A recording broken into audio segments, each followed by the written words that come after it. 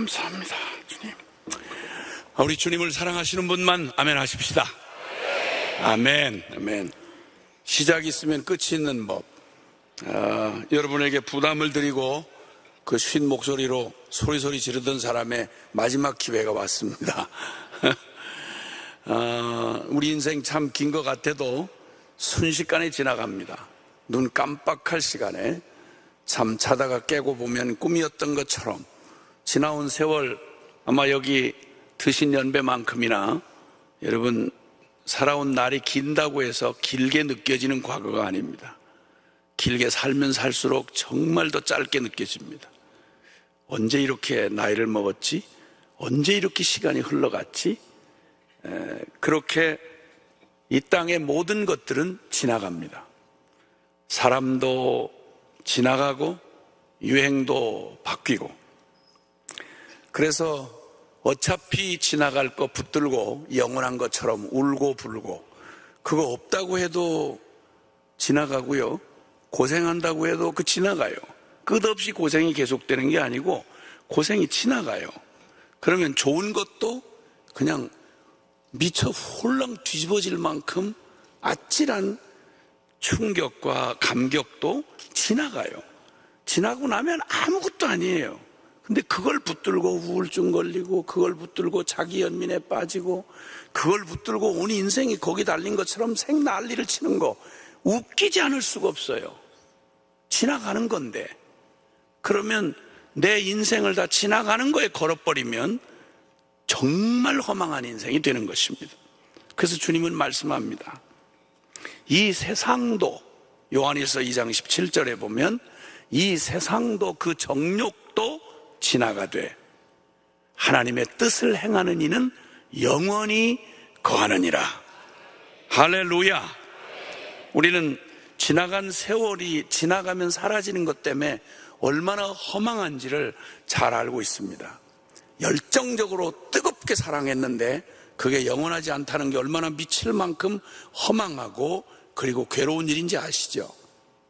차라리 그런 일이 없었더라면 그 상처는 안 남을 텐데, 그냥 온 동네 사람 다 시험 들게 저 둘밖에 없는 것처럼 생난리를 치고 연애하고 돌아다니다가 그렇게 뜨겁고 감격스러운 날이 계속 갈 줄 알았는데, 그런데 일단 결혼하고 서로 내 거다 이렇게 확인되는 순간, 그때부터 신선한 기대는 싹 사라지고 서로 책임져야 된다는 무거운 사명감만 남는 겁니다. 무대도 안 바뀌고 출연진도 안 바뀌는데 참 정말 서로 살아낸다는 게 보통 일이 아닙니다. 그래서 찬송가를 부르다가도 내 몫에 태인 십자가 늘 지고 가리다 그러면 항상 그놈 얼굴이 왔다 갔다 하고, 남 부러운 것 같이 부러운 거 없는 것처럼 사는 멋지고 정말 인꼬부부처럼 하고 다녀도 사실 조금만 속내를 들여다보면 거기 웃는 얼굴 저 뒤편에 얼룩덜룩 이렇게 눈물 자국이 묻어 있는 걸 보게 됩니다. 사람 무엇이 변치 않아 내 소망이 되며 무엇이 한결같아 내 삶을 품으리. 다 지나가는 것. 사람이 가장 허망하고 미칠 것 같이 괴롭고 힘든 건 영원하지 않다는 거예요. 짜릿한 뭐 그런 감격이나 또 환희나 또 내지는 어떤 만족이나 이런 걸 못 느껴보는 건 아닌데, 그게 허망한 이유는 그게 오래가지 않는다는 거예요. 반드시 끝나고 변하고 사라지고 쇠퇴한다는 거예요. 그래서 미치겠는 거예요. 그래서 죽겠는 거예요. 높은 자리에 올라가 본 사람들은 그 한때 그 열광의 박수 소리, 그리고 그 스포트라이트를 받으면서 완전히 구름을 밟는 것처럼 올라갔는데, 이게 오래가지 않을 거라는 거 누구나 잘 알아요. 미칠 것 같은 거예요. 이것처럼 허망할 수가 없어요. 죽으라고 달려왔는데 내가 달려온 길이 허무한 안개 사라진 같이, 그리고 저 떠가는 구름처럼 허망한 것, 그것에다가 내 일생을 다 걸고 살아왔는데 그것 밖에는 없다 그러면 남은 게 아무것도 없는 비참한 인생이 되는 거예요. 정말 빈손 들고 처참하게 서 있는 이게 내 일생 그토록 애를 쓰고 살아온 인생의 결국이 이런 거라면 얼마나 허무하겠어요. 보통 자연사라고 말할 수 없는 조금 이른 시간에 그렇게 말기 병에 중증에 걸려서 이렇게 운명을 달리하게 된 분들에게 어떤 분이 이렇게 설문조사를 한 적이 있었습니다. 그런데 그 중에 제 1순위 가장 많은 후에 당신이 지금 당신의 명을 다 채우지 못하고 죽는 이 순간에 가장 후회가 되는 게 뭐냐고 물었더니 그 중에 여러 가지 얘기들이 있는데 그 중에 1위를 차지했던, 그게 한결같이 사람들의 마음 안에 철천지 한처럼 남는 게, 이렇게 죽을 줄 알았더라면 차라리 내가 가치 있고 내가 원하는 그 일을 한번 일생 모험을 한번 해서 내가 옳다고 하는 일에, 내가 정말 이 일만큼은 가치 있다고 하는 일에 왜 모험을 못 해보고, 어차피 이렇게 죽을 줄 알았더라면 죽을 각오라고 한번 모험을 해봤을 텐데 죽을까봐 겁나서 매일 먹고 마시고 시집가고 장가가고 사고 팔고, 날마다 이러다 망하면 어떡하나, 이러다 왕따 당하면 어떡하나, 이러다가 실패하면 어떡하나, 매일 그 두려움에 초조해서 한 번도 소신껏 한번 내가 옳다고 하는 일에, 가치 있는 일에 모험 한번 못 해보고 이렇게 죽는 것보다 더 억울한 게 없다. 이게 후회하는 제1순위 후회였답니다. 어차피 죽을 인생인데, 어차피 흘러가는 건데 왜 내가 이 허무한 일에 울고불고 질질 끌려다니면서. 그래서 주님도 히브리서 2장 15절에 우리 인생들, 복음이 실제가 되지 못하고 복음을 못 만난 사람들의 인생을 이렇게 한마디로 정의를 합니다. 일생 죽기에 무서워 매여 종로로 타는 자들을 내가 구원하려 함이라. 아멘. 아멘. 예, 결코 하루를 살다가 죽어도 후회스러운 삶 살지 말아야 하고, 그렇다면 살 이유가 뭐가 있겠습니까? 그래서 이 세상도 그 정욕도 지나가되 여기에 내 인생 하나밖에 없는 인생, 그것도 영원한 운명이 달려있는 내 인생을 거기다가 질질 끌려서 노예처럼 살다가 당하고 죽을 건가? 아니면 어차피 허망하고 지나가는 거에 매이지 아니하고 영원하신 하나님의 뜻에 나의 삶을 던질 건가? 오늘 밤 여러분의 현명한 선택이 있는 밤이 되시기를 바랍니다. 할렐루야. 아멘. 오늘 우리는 하나님께서 우리에게 주신 우리 하나님의 위대한 명령, 지상대명이라고 말하는 위대한 명령의 말씀을 받았습니다. 지켜도 되고 안 지켜도 되는 것이 아니라 그리스도의 머리 되신 그리스도의 몸된 교회라고 하면 선택의 여지 없이 가장 최상의 명령이며 가장 위대한 명령, 그 명령을 지상대명이라고 그러는데, 오늘 그 유명한 지상대명의 말씀을 우리가 받았습니다.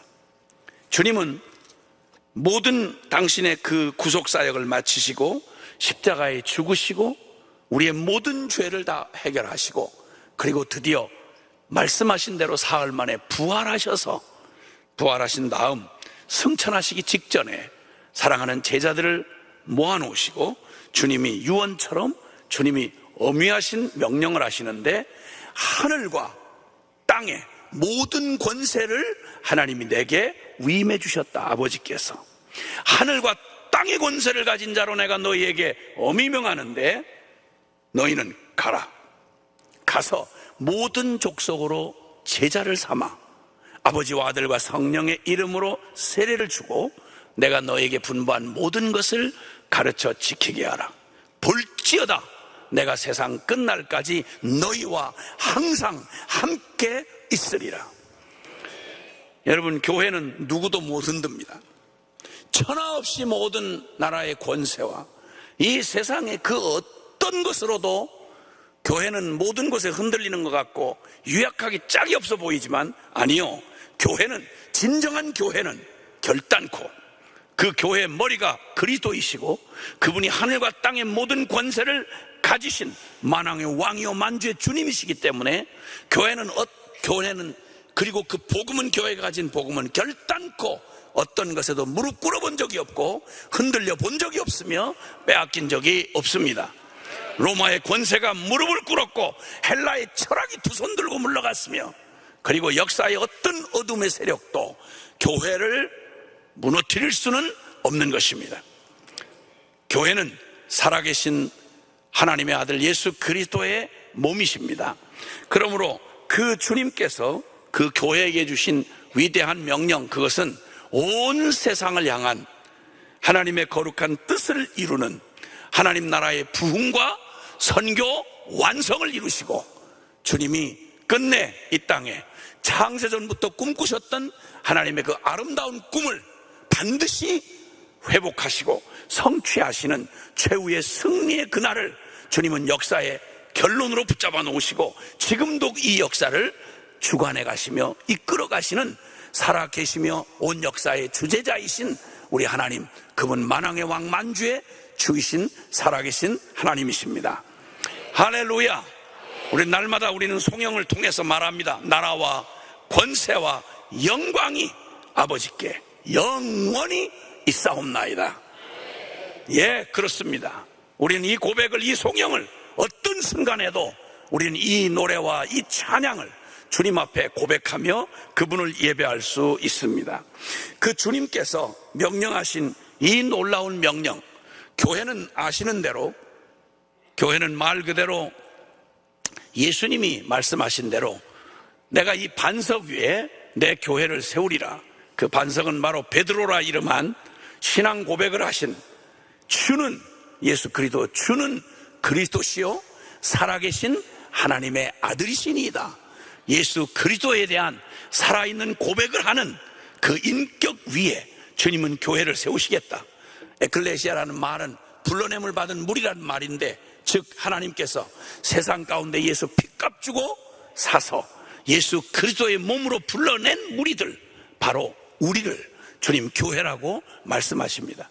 그 교회에게 주어진 위대한 지상대명, 놀랍게도 사람들은 이 어마어마한 십자가 부활의 복음을 통해서 내가 거듭나고 그리고 내 인생 전체를 뒤바꾸신 저 사망과 저주에서 우리를 하나님의 영원한 하나님 나라의 백성이요 영생을 얻은 자로 우리 삶을 뒤바꿔 놓은 이 복음을 받으면서 놀랍게도 아주 편이하게 우리는 복음만 받았습니다. 복음 안에 있는 주님의 이 위대한 명령을 복음하고 따로 떼어놓는 습관이 있습니다. 복음적이라고 하는 교회에 가서 제가 말씀을 전하다가 교회의 지도자가 되시는 장로님들한테 이런 질문을 하곤 합니다. 장로님 그 생애에 예수님을 만나고 나서 장로님 생애에 선교라는 주제와 연관해서 혹시 장로님 생애를 고민해 본 적 있으십니까?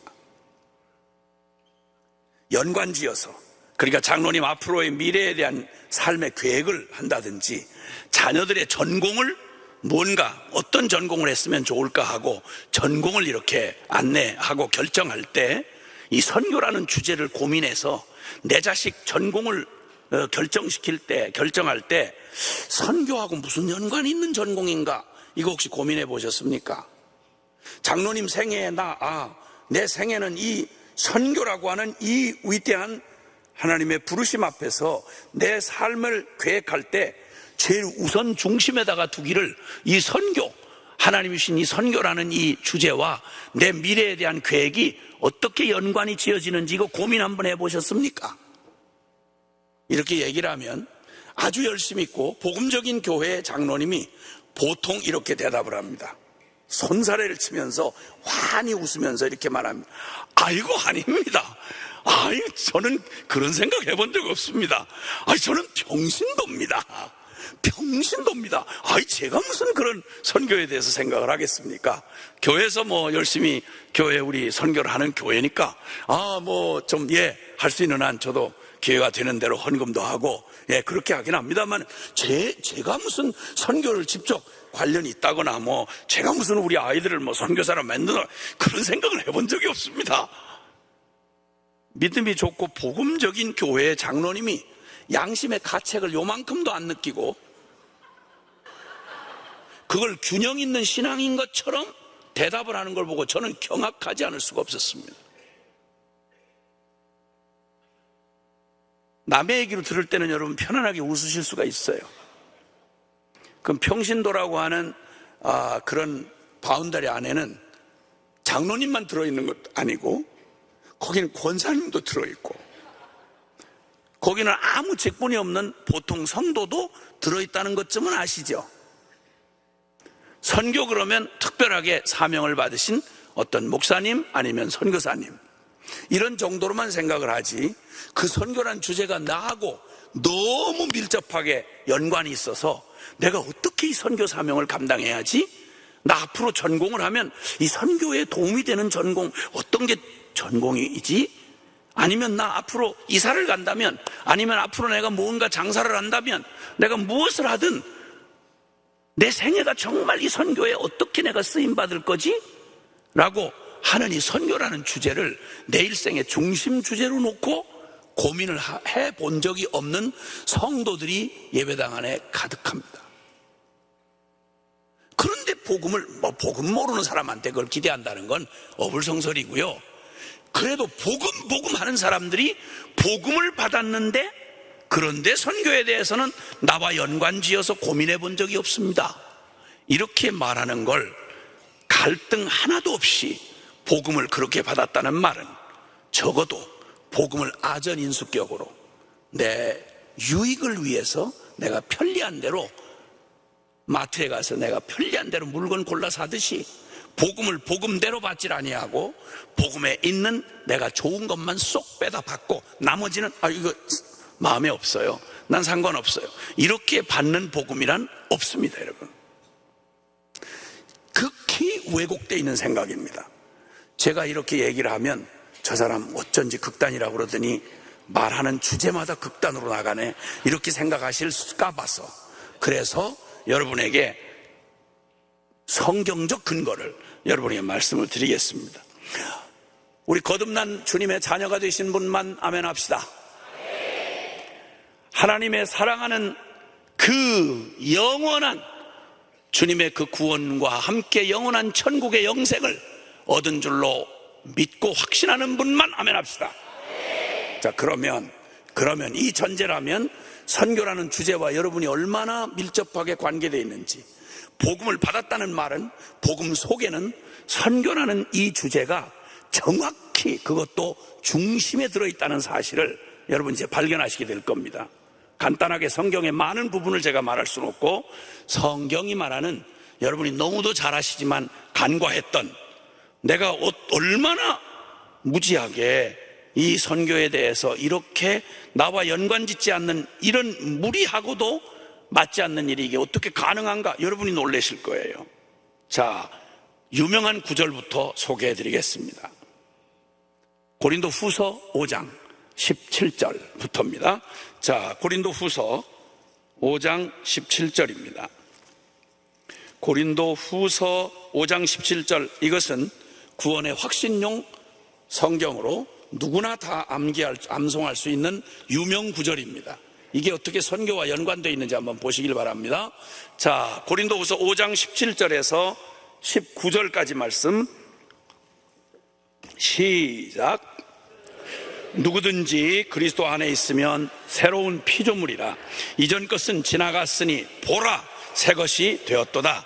모든 것이 하나님께로서 났으며 그가 그리스도로 말미암아 우리를 자기와 화목하게 하시고 또 우리에게 화목하게 하는 직분을 주셨으니 곧 하나님께서 그리스도 안에 계시사 세상을 자기와 화목하게 하시며 그들의 죄를 그들에게 돌리지 아니하시고 화목하게 하는 말씀을 우리에게 부탁하셨느니라. 아멘. 아멘. 17절에 말하는 새로운 피조물이 된 사람은 누구도 예외 없이 모든 그리스도인, 거듭난 그리스도인을 지칭합니다. 새로운 피조물이 되었습니다. 오직 나 내가 주인이 되고 내가 왕이 되어 살아왔던 하나님 없이 아니면 혹은 하나님도 이용해 먹던 그 무섭고 저주받았던 나의 옛자아가 옛사람이 그리스도 안에 들어오면 새로운 피조물이라. 이전 것은 지나갔으니 보라 새 것이 되었도다. 곧 이어서 이거 이어진 말입니다. 곧 이어서 모든 것이 하나님께로부터 났다. 모든 것이 다 만물이 주에게서 나오고 주로 말미암고 주에게로 돌아가는 거지요. 주님은 만유의 창조주이시죠. 그러니까 모든 것이 하나님께로부터 났는데, 그가 그리스도로 말미암아, 예수의 십자가로 말미암아, 이 복음으로 말미암아서 우리를, 그러니까 복음으로 주님 앞에 구원받은 모두를 말하는 거예요. 우리를 그리스도로 말미암아 자기와 화목하게 하시고, 죄로 말미암아 하나님과 원수되었던 우리를 완전히 구원하셔서 하나님과 화목하게, 화평하게 하셨다. 그렇게 하나님과 원수였던 죄인이었던 우리가 하나님을 아버지라고 부르는 하나님의 구원받은 주의 백성이 되었다면, 그때 우리에게 구원을 주심과 동시에 주님은 우리에게 동일하게 화목하게 하는 직분을 주셨다. 아멘. 아멘. 누구와 누구를 화목하게 하는 거냐? 19절에 하나님께서 그리스도 안에 계시사 세상을 자기와 화목하게 하시려고, 구원받을 세상을 하나님과 화목하게 하시려고 먼저 주님 앞에 이 은혜를 입어 화목하게 된 우리 모두를 화목하게 하시며, 그들의 죄를 그들에게 돌리지 아니하시고 화목하게 하는 말씀, 복음을 하나님과 원수된 죄인이 회개하고 돌이켜 하나님과 화목하게 되어 하나님의 백성이 되고 하나님을 아버지라고 부르는 이 천지개벽보다 더 놀라운 기적 같은 하나님을 화목하게 하는, 우리가 흔히 쓰는 말로 선교적 사명을 누구에게 부탁했는가 하니 우리에게, 구원받은 우리에게 부탁하셨느니라. 아멘. 아멘. 화목하게 하는 복음의 말씀과 화목하게 하는 직분을 특별한 누구에게 준 게 아니라 거듭난 모두에게 그 주님의 놀라운 복음으로 말미암아서 그 복을 입은 사람들이라고 하면, 구원을 얻은 사람들이라고 하면 당연히 우리는 그 화목하게 하는 말씀과 화목하게 하는 직분을 우리에게 주셨느니라. 아멘. 그러므로 누구도 예외 없이 이 복음으로 구원받은, 복음을 받은 사람은 이 복음이 가지고 있는 화목케 하는 직분, 즉 선교적 존재로서 주님 앞에 부름을 받았느니라. 아멘. 마음에 안 들거나 또 부담이 될 때 아멘을 안 하시는 수가 있어요. 여러분, 아멘을 안 한다고 상황을 피해갈 수는 없습니다. 여러분, 어차피 결론 난 일이면 하세요. 안 한 거 괜히 주님한테 사진 찍혀서 나중에 개인 면담 들어가요. 이렇게 여럿이 있을 때 은혜를 받으면 쉬운데 자꾸만 머리 굴리고 자꾸 살살 빠지고 나는 아멘 안 했는데, 안 했으면 개인 면담 들어가요. 성경에 주님이 개인 면담 들어가면 그 다음에는 정말 골치 아파져요. 모세 형님이 생애 처음으로 사명자로 부름받고 성질 한번 냈다가 주님 앞에 개인 면담에 들어갔어요. 그리고 주님이 조용하게 말씀하셨어요. 너 숨 그만 쉬어라. 이렇게, 너 숨 그만 쉬어라. 성질 내면서까지 주의 일 할 필요는 없다. 너 너무 오래 살았다. 너 숨 그만 쉬어라. 깨끗이. 그리고 부름받아가지고 눈앞에 가나안 땅 구경만 하고 못 들어갔어요. 한 번만 안 됐어요. 그러니까 주님 앞에 마지막 개인 면담 들어가기 전에 이렇게 집회 때 은혜가 임하면 얼른 아멘 이렇게 하고 받으셔야 된다 이 말이에요. 할렐루야. 나는 이런 얘기할 때가 너무 통쾌해요. 왜냐하면 어차피 똑같이 예수 믿고 똑같이 천당 가는데 나만 고생할 수는 없다 이거야. 그러니까 같이 가자 이거예요. 같이 가자. 응? 그러니까 여러분은 오늘 불길한데 여러분 나오셨죠? 주제도 심상치 않고 강사도 진짜 심란한 강사인데 아씨 오늘 안 나갈까? 이랬는데 여러분 나온 게 여러분 운명 이미 결정된 거예요. 그러니까 어차피 끌려가는 거 우아하게 제 발로 가세요. 제 발로. 주여. 그 다음에 성경 또 여러분이 잘 아는 성경 구절 한번 보죠. 자, 베드로전서 2장입니다. 베드로전서 2장 찾으셨으면 베드로전서 2장 9절 말씀입니다. 베드로전서 2장 9절 다 찾으셨으면 시작. 택하신 족속이요 왕같은 제사장들이요 거룩한 나라요 그의 소유가 된 백성이니 이는 너희를 어두운 데서 불러내어 그의 기이한 빛에 들어가게 하신 이의 아름다운 덕을 선포하게 하려 하심이라. 아멘. 아멘. 베드로전서 2장은 모든 그리스도인에게 하시는 말씀입니다. 특별히 사명받았다 하는 분에게 말하는 게 아니라 모든 그리스도인에게 주시는 말씀이에요. 그런데 주님 말하기를 너희는, 거듭나고 주님의 백성된 너희는 택하신, 하나님이 택한 족속이요 왕같은 제사장들이라. 여러분, 제사장이란 직분은 원래 중보하는 중재자의 역할을 하는 게 제사장입니다. 하나님과 백성 사이에서, 하나님과 백성 사이를 중보하는 그 이 위치에 있는 걸 제사장이라고 그럽니다. 구약시대의 용어로 말할 때 제사장은 바로 그런 역할을 한 사람이었어요. 신약에서는 이 의미가 하나님과 이 세상 사이에 중보자는 오직 한 분이세요. 예수 그리스도밖에 없어요. 아멘. 근데 그 예수 그리스도가 이루신 그 놀라운 복음을 통하여 그 주님이 이루신 복음을 가지고 아까 말씀한 것처럼 세상과 하나님을 그리스도 안에서 화목하게 하는 제사장적 역할을 하는 거, 이걸 선교적 존재라고 말합니다. 아멘. 근데 이건 누구라고요? 그리스도 안에 거듭난 모든 성도들에게 너희는 왕같은 제사장이다, 이렇게 말씀하세요. 와우. 그러니까 성도는 그냥 보통 자리 하나 때우고 내 한몫 그저 저 천당 가는 확신 정도 얻고 사는 이런 따위의 종교인을 말하는 게 아니라 예수 핏값 주고 산 그리스도인이라고 말할 때는 여러분 이렇게 어마어마한 얘기예요. 성도 한 사람이 어떤 그 위치와 가치를 가지고 있는 거 아니? 너희는 내가 택하여 세운 백성이고 왕 같은 제사장이다. 왕 같은 제사장이에요. 그냥 제사장이 아니라 열방의 모든 운명을 가지고 있는 하나님 나라의 거룩한 권세를 가지고, 예수 이름의 권세를 가지고 하늘과 땅의 모든 권세를 가신 주님이 그분의 거룩한 특사로 위임을 우리에게 하셔서 주님의 거룩한 복음의 대사를 삼으셔서 하나님과 세상 사이를 중보하는 선교적 존재로, 말로 하자면 선교사로 하나님께서 우리를 부르셨고, 거룩한 나라요 그의 소유된 백성이니 이는 너희를 어두운 데서 불러내어 기이한 빛에 들어가게 하신 자의 아름다운 덕을, 우리를 구원하시고 우리에게 베푼 복음의 어마어마한 영광과 능력과 축복, 그 아름다운 덕을 선전하게 하려 하심이라. 아멘. 이 땅을 살아나가는 동안 여러분이 존재하는 모든 시간, 저와 여러분이 존재하는 시간은 천국에서도 다시 주어지지 않을 이 땅의 이 연약한 육체를 입고 살아가는 이 남은 날이 얼마나 소중한 시간들인지를 주님 여기 말씀하고 계세요. 요때만 할 수 있는 일이에요. 천국 가서는 할 수 없는 일.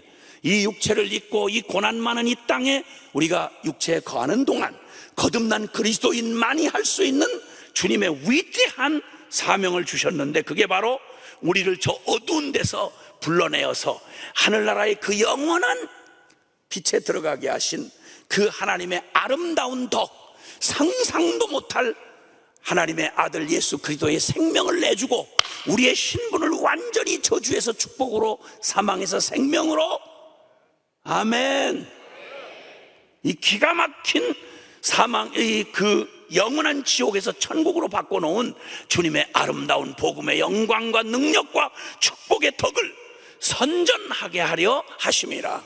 드러내게 하려 하심이라. 아멘. 이걸 보통 만인 제사장론이라고 말하는 개혁주의자들이 중세의 그 썩은 타락한 천주교에서 완전히 하나님의 진리를 떠나 하나님의 사람들을 완전히 바보를 만들어가지고, 성도들을 바보를 만들어서 성경도 못 읽겠어요. 성경 소지하면 화형시켜 죽였어요. 성경을 읽게 번역하고 성경을 평신도 손에 들려줬다고 해서 그냥 처형을 해서 죽였어요. 수천만 명을 죽였어요. 성경도 모르게 하고 아무것도 못하게 만들고, 그리고 신부와 교황이 있는 대로 횡포를 부리던 그 암흑시대, 거기에 개혁의 횃불을 들었던 그들이 성경을 성도들에게 돌려주었습니다. 독일 말로, 불란서 말로, 영어로 번역해서 자국어로 성경을 읽게 하고, 성경에 눈이 띈 성도들이 세상에, 그때 성경을 읽다 보니까 이 구절이 눈에 띄는 거예요. 우리가 읽었던 구절이 만인제사장론. 그래서 모든 거듭난 그리스도인들이 선교적 존재로서 이 땅에 하나님의 거룩한 사명을 위임받은 선교적 존재로 살아가는 위대한 하나님의 사람들임을 다시 발굴하여 되찾아낸 놀라운 역사가 일어났습니다. 그리고 선교는 위대한 세기를 만들어내고, 여러분 정말 하나님 18세기, 19세기, 그리고 주님께서 선교의 위대한 세기라고 말했던 그때 학생, 청년, 대학생들의 마음 안에 저 미국에서 일어났던 선교 역사상 아주 위대한 사건은 학생 자원운동이라고 하는 사건이었습니다. 10만 명이 자기들 선교사로 자신들의 삶을 드렸습니다. 그 중에 정확하게 2만 명이 넘는 사람이 실제로 현장 선교사로 나갔고, 그 중에 거의 200명이 넘는 사람들이 학생 자원운동의 열매로 이 조선 땅에 와서 우리에게 복음을 전해 주었습니다. 그리고 그 중에 약 8만 명은 현장에 나가진 않았지만 보내는 선교사로, 동일한 선교사의 농도로 영성으로 살아간 역사를 뒤흔든 그 놀라운 역사들이 일어났더랬습니다. 하나님께서 우리의 마음의 눈을 밝히셔서 우리 부르심의 그 소망이 얼마나 영광스러운지를 알게 하시면, 여러분 그냥 간신히 종교적 만족을 취하는 그냥 종교인이 아니라 우리를 부르신 그 복음의 거룩한 부름 따라 그 영광스러운 부름으로 성도 한 사람의 가치가 얼마나 어마어마한 가치를 가지고 있는지를 깨달으면 사단은 곡소리 나는 겁니다. 여러분, 사단은 곡소리 나는 겁니다. 하나님의 나라는 힘있게 전진해 갈 것입니다. 할렐루야. 한 구절만 더 요한계시록 1장으로 가십니다. 성도라고 하면 도대체 어떤 신분과 사명으로 우리가 바뀌었는지를 성경이 말해주는 말씀을 정확하고 분명하게 하셔야 합니다. 성도는 그냥 대강 교회 와서 밥 먹고 날마다 응석이나 받고 간신히 교회나 출석하는 이런 따위를 성도라고 말하지 않습니다. 요한계시록 1장 우리 5절 6절 말씀 같이 함께 시작. 또 충성된 증인으로 죽은 자들 가운데서 먼저 나시고 임금들의 머리가 되신 예수 그리스도로 말미암아 은혜와 평강이 너희에게 있기를 원하노라. 우리를 사랑하사 그의 피로 우리 죄에서 우리를 해방하시고 그의 아버지 하나님을 위하여 우리를 나라와 제사장으로 삼으신 그에게 영광과 능력이 세세토록 있기를 원하노라. 아멘. 아멘. 우리를 사랑하사 그의 피로, 예수 피로 우리 죄에서 우리를 해방하시고 그의 아버지 하나님을 위하여 우리를 나라와 제사장으로 삼으신 그에게 영광과 능력이 세세토록 있기를 원하노라. 아멘. 할렐루야. 예수 피값 주고 사서 우리를 하나님 아버지께 드리시고 우리에게 뭔 직분을 주셨는가 하니 나라와 제사장으로 삼으셨다고 말합니다. 할렐루야. 온 열방 모든 나라, 눈에 보이는 나라들이, 한국에는 청와대가 있고 미국에는 백악관이 있듯이 나라마다 자기의 주권을 가지고 자기들의 나라의 영토를 가지고 백성들을 가진 나라들이 이 땅에 존재하는 눈에 보이는 나라라고 하면 눈에 보이지 않는 나라가 있습니다. 그 나라가 바로 주님의 나라, 하나님의 나라인 것입니다. 이 나라의 왕 같은 제사장들로 저와 여러분에게 온 열방의 모든 나라와 족속과 백성과 방언, 이 모든 열방의 영혼들을 우리의 믿음의 분량을 따라 주께서 우리에게 분깃을 주시고 그 나라를 구원하고 하나님의 나라가 거기 임하고 거기 주님의 다스림이 임하도록 그 놀라운 사명을 왕 같은 제사장의 직분을 맡겨주신 게 바로 예수 피값 주고 산 저와 여러분이라 이 말입니다. 할렐루야. 아멘. 기뻐하시길 바랍니다. 대단히 비싸신 분들입니다. 예수님 핏값 주고 샀으니 예수님 짤입니다. 할렐루야. 주님이 그러니까 그 이하로는 절대 살 수가 없는 거예요. 예수 핏값만큼 살다가 죽어야 되는 겁니다. 예수 핏값 치르고 산 우리의 일생을 예수 핏값만큼 살다가 죽어야 된다는 말, 제가 하는 말이 아니고 성경이 하는 말입니다. 그리고 우리에게 주신 이 모든 이 땅의 영혼들을, 나라를, 그걸 주님이 주시되 세상의 왕권이 아니라 자기의 탐욕을 위해서 억압하고 통치하는 세상의 개념의 나라요 왕이 아니라 우리는 섬기는 왕, 예수 그리스도가 우리에게 보여주신 것처럼 자신의 생명을 섬김의 제물로 내어주어 종된 왕으로 그 땅을 구원하고 살리는 일에 왕 같은 제사장으로 우리 모든 성도를 불러 세우셨다 이 말입니다. 아멘. 자, 이 세상도 정욕도 지나갑니다. 그러나 하나님의 뜻을 행하는 이는 영원히 거합니다. 하나님의 뜻은 분명합니다. 저와 여러분을 예수 핏값 주고 구원하셔서 예수 그리스도로 말미암아 하나님과 영원히 원수됐던 우리를 하나님과 화목하게 하신 우리에게 이 세상과 하나님 사이를 화목하게 하는 하나님의 말씀과 직분을 우리에게 맡기셨느니라. 나라와 제사장을 삼으셨느니라. 이 거룩한 소명을 갖고 이 땅에 하루를 살다 죽어도 우리는 이 사명자로 살다가 죽어야 하는 선교적 존재인 것입니다. 누구도 선교와 무관할 수가 없습니다. 이것이 여러분과 저를 향한 하나님의 변치 아니할 영원한 뜻입니다. 아멘. 자, 그러면 말입니다. 이제 하나님은 여러분이 혹시 알고 계시는, 그래도 적어도 수영록교회 성도님들은 워낙 수영록교회가 선교에 깨어있고 또 열정적인, 그래서 이번에만 단기 아우리치에 나가시는 분들만 아마 오늘 저녁에 오신 분들인가 본데 약 1600여 명이 넘는 분이 이번 아우리치를 가신다는 말씀을 들었습니다. 온 세상이 시끄럽겠어요.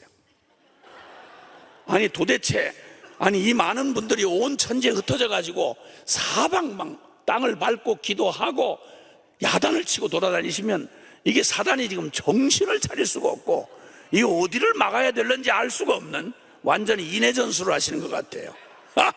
오늘 이 여름은 주님의 놀라운 영광의 여름이 될 것입니다. 아멘. 그런데 한 가지 좀 염려스러운 건, 단기 선교 여행 몇 번 갔다 오고 나는 선교로부터 해방이다. 단기 선교로 때우고 그냥 앞으로 평생 사는 날 동안 선교에 대한 부담을 깨끗이 다 갯돈 다 부은 것처럼 깨끗이 이제 부담 안 갖고 마음껏 부담 없이 즐기고 살아야 되겠다. 이런 분들에게 오늘은 장례식 날입니다.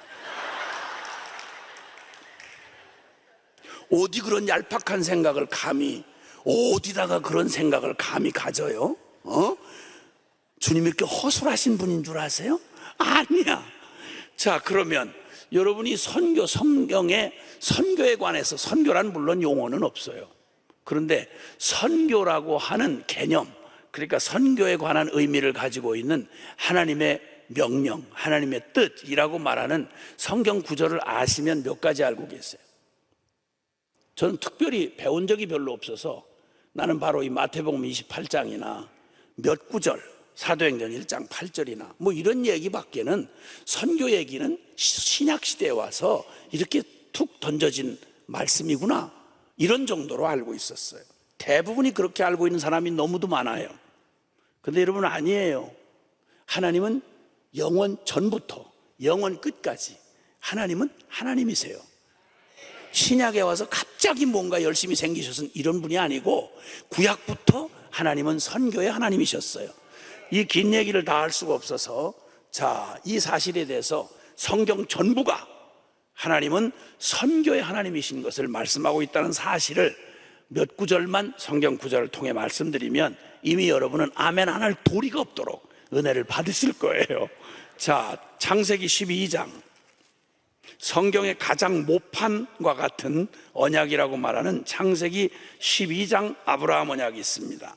창세기 12장 아브라함 언약, 이 언약이 선교와 어떤 연관이 있는지를 보시는 게 굉장히 중요합니다. 창세기 12장 1절부터 3절입니다. 창세기 12장 1절부터 3절 시작. 여호와께서 아브라함에게 이르시되 고향과 친척과 아버지의 집을 떠나 내가 네게 보여줄 땅으로 가라. 내가 너로 큰 민족을 이루고 네게 복을 주어 내 이름을 창대하게 하리니 너는 복이 될지라. 너를 축복하는 자에게는 내가 복을 내리고 너를 저주하는 자에게는 내가 저주하리니 땅의 모든 족속이 너로 말미암아 복을 얻을 것이라 하신지라. 아멘. 아멘. 성경 구절 중에 이런 구절은 우리 마음에 너무 맞아서 주님하고 우리 코드가 딱 맞아 떨어지는 그런 드문 구절입니다. 일단 우리 마음에 너무 아주 착착 달라붙는 말씀을 하셨어요. 그게 뭐냐? 1절 같은 말은 약간 부담이 돼요. 고향과 친척과 아비 집을 떠나 내가 내게 보일 땅으로 가라.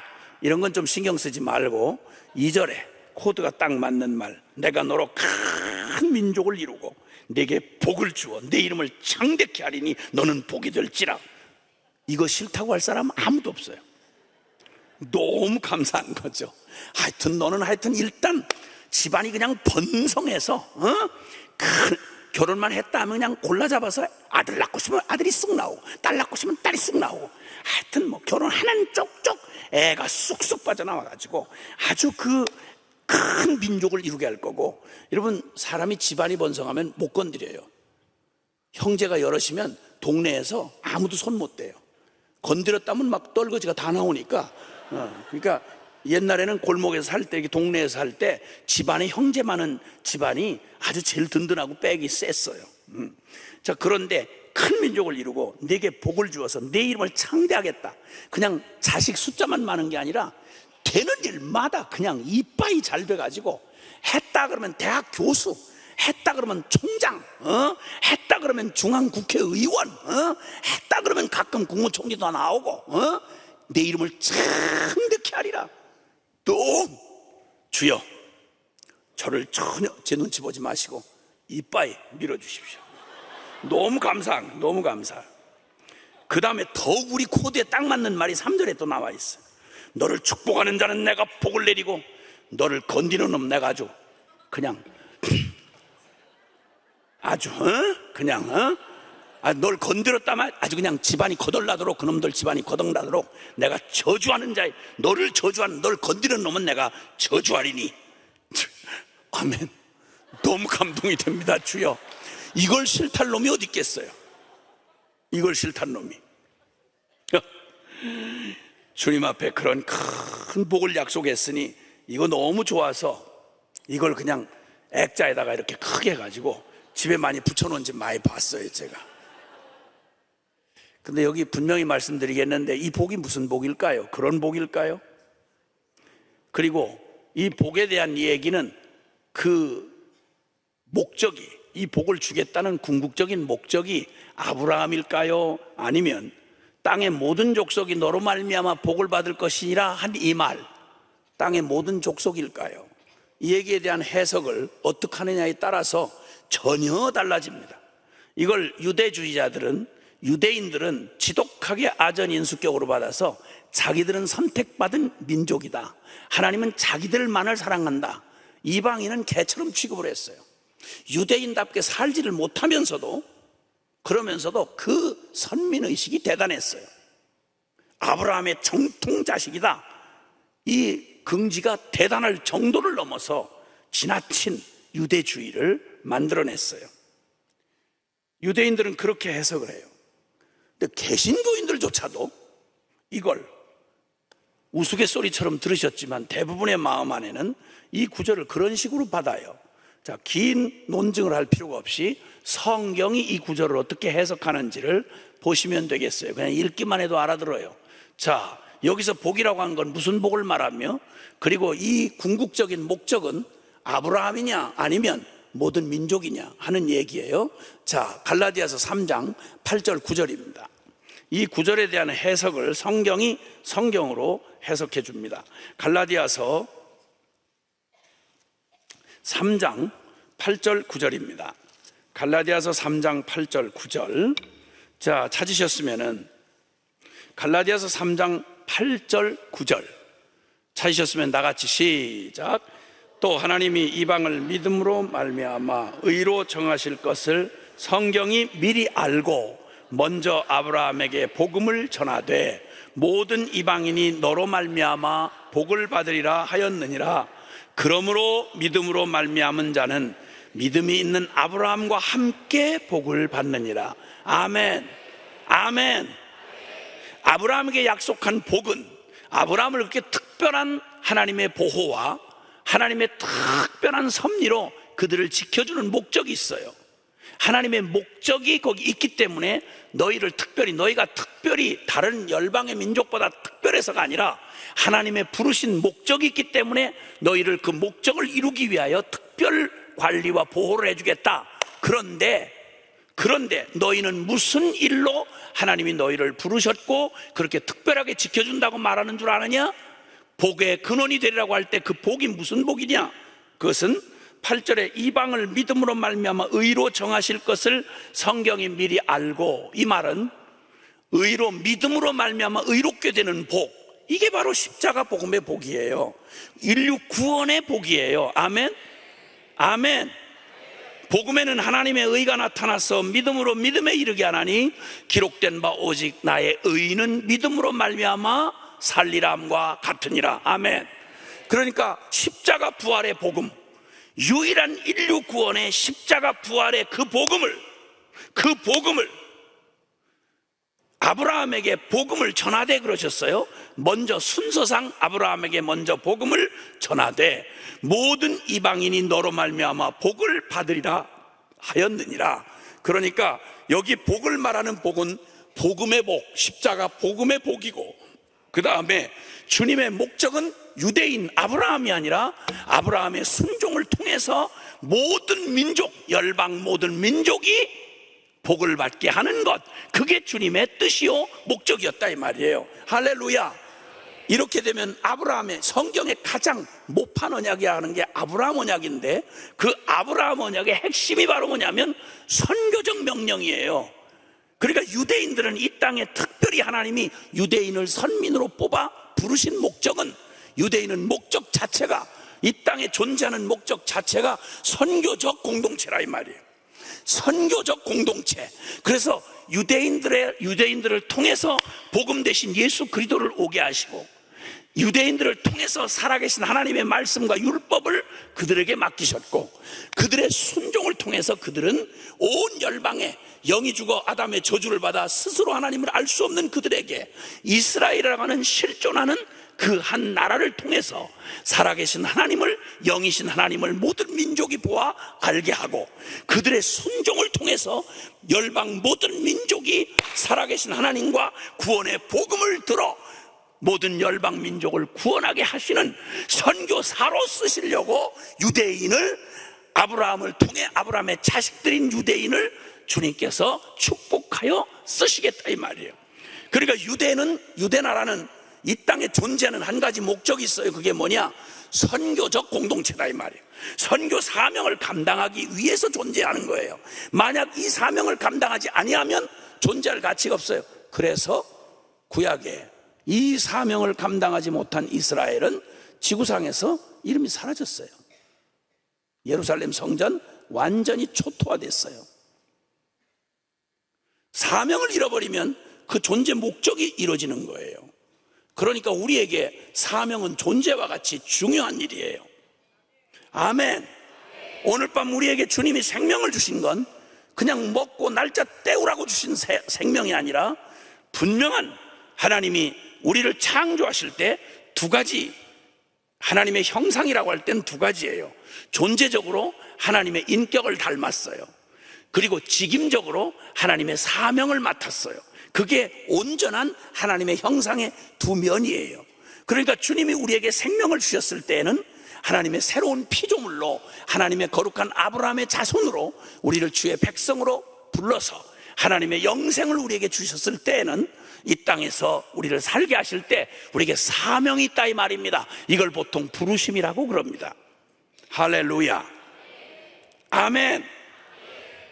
자, 이렇게 주님께서 주셨던 이 아브라함의 명령이 바로 큰 민족을 이루게 할 때는 온 열방을 구원하려니까 개인적인 수준으로는 감당할 수가 없어서 민족의 약속을 해주세요. 큰 민족을 이루겠다고. 그게 바로 이스라엘이 되는 거예요. 자, 그런데 하나님의 약속이 400년이 지난 후에 정말 아브라함, 혈혈단신 아브라함 한 사람으로 말미암아 수백만 명으로 민족을 이루어서 출애굽하여 그들이 홍해 바다를 건너고 시내산에 이르렀을 때 하나님은 아브라함의 한 약속을 문자 그대로 성취하셔서 아브라함 너로 말미암아 큰 민족을 이루게 하겠다고 한 대로 이스라엘 수백만 민족을 만들어서 출애굽을 시켜서 끌고 나오신 거예요. 말씀 한 축이 이루어진 거죠. 그 다음 그들은 목적 자체가 선교적 공동체로서 이 세상에 존재하기 때문에 하나님이 이제 아브라함과 개인적으로 맺었던 언약을, 개인 차원의 언약을 민족적 차원의 언약으로 갱신하시는 장면이 저 시내산에서 이루어져요. 자, 출애굽기 19장을 찾아보세요. 출애굽기 19장. 요건 이 말씀을 연결해서 하나님 말씀이 어떻게 성취되는지를 보고 읽어야 이해가 되는 구절이에요. 자, 출애굽기 19장입니다. 출애굽기 19장 찾으셨으면 5절 6절 말씀입니다.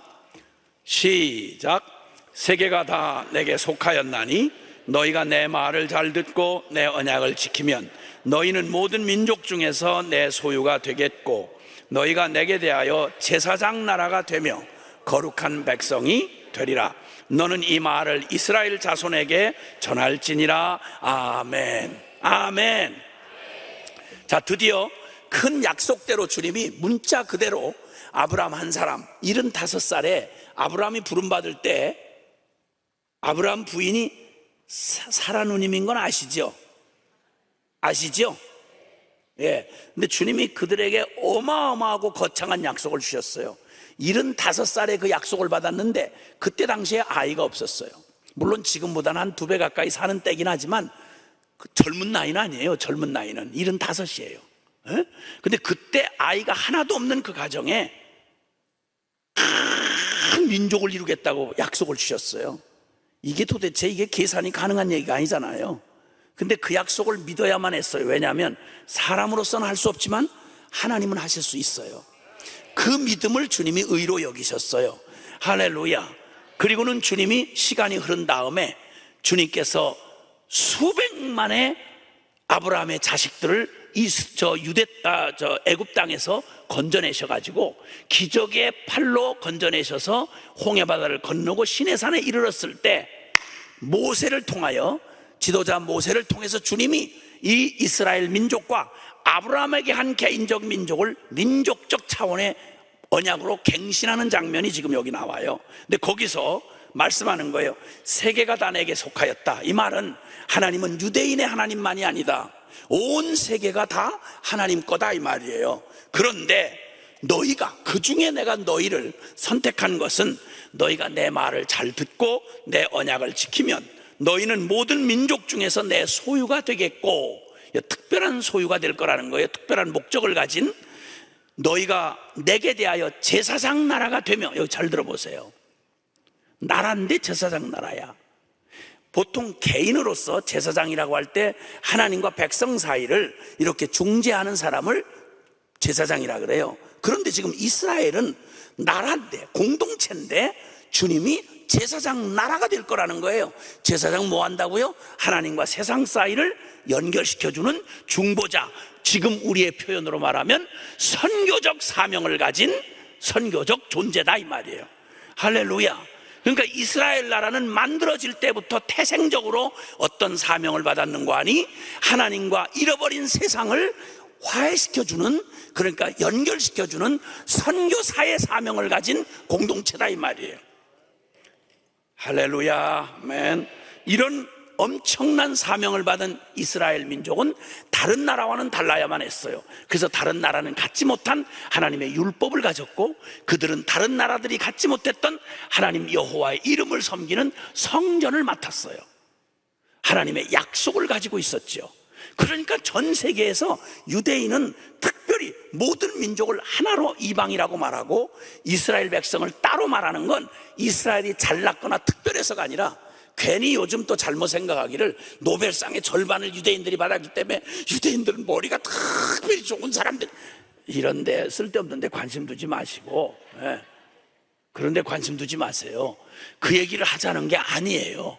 유대인이 특별해서가 아니라 그들 똑같은, 우리하고 똑같은 죄인이에요. 그런데 그들을 뽑아 세웠을 때는 잘나서가 아니라 그들에게 특별한 목적이 있어서 그렇게 그들을 특별하게 기회를 주신 거예요. 무슨 목적? 선교적 사명을 감당하라고. 아멘. 자, 그런데 역사상 우리는 잘 알지만 구약 성경은 바로 이런 사명을 가졌던 이스라엘이 철저하게 민족적으로는 실패했어요. 민족적으로는 실패했어요. 그게 서글픈 얘기예요. 이스라엘은 민족적으로 이 사명을 실패했어요. 그런 바람에 그들은 바벨론 포로로 끌려가면서 성전은 완전히 무너지고, 그런 비참한 노예 같은 삶을 가지고 그냥 메시아가 오실 때까지, 이 신약의 교회가 참된 영적 이스라엘이 태어날 때까지 그들은 종된 위치에서 비참한 죄값을 당하면서 역사에 존재해야만 했어요. 자, 그런데 그 암울한 시기에 대부분의 사람들이 하나님의 이 거룩한 부름을 다 까먹고 다 똑같이 죄인처럼, 하나님도 율법도 없는 사람들처럼 이방인보다 더 악하게 죄를 끊임없이 짓다가 망한 얘기, 지겨운 얘기가 여기 지금 성경에 아주 읽기가 어려울 만큼 여기에 그 역사가 상세하게 적혀 있어요.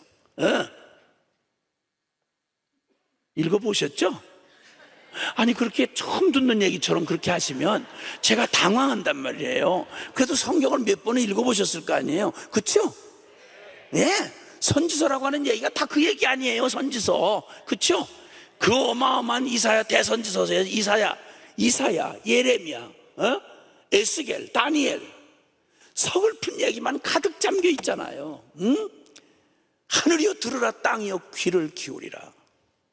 소는 그 임자를 알고 나귀는 그 주인의 구유를 알건만은 내 백성 선택받은 이스라엘은 나를 모르고 나를 멀리하고 떠나갔도다. 이방인보다 더 악하고 이방인보다 더 더럽게 우상숭배하고 끝까지 반역을 하고 하나님을 특별히 드러내 보이라고 말했던 구별된 이스라엘이 하나님을 가장 모욕하는, 로마서 2장에는 말하기를 유대인 너희들 때문에, 주여 주여 하는 모태신앙인 너희들 때문에 이방인 중에서 하나님의 이름이 모독을 당하는도다. 주님이 그냥 너무 안타깝게 외치시는 말씀이 성경 구석구석에 있단 말입니다. 제가 이렇게 소리를 지를 때 여러분은 또 마음에 충격을 받지 마세요. 저건 이스라엘 얘기야. 내 얘기는 아닐걸? 모태신앙 그래도 그건 유대인들 얘기야. 내 얘기 아니야. 이렇게 해서 자꾸만 정신 차리고 내 얘기는 아니라고 이렇게 생각해야 여러분이 변화되지 않지.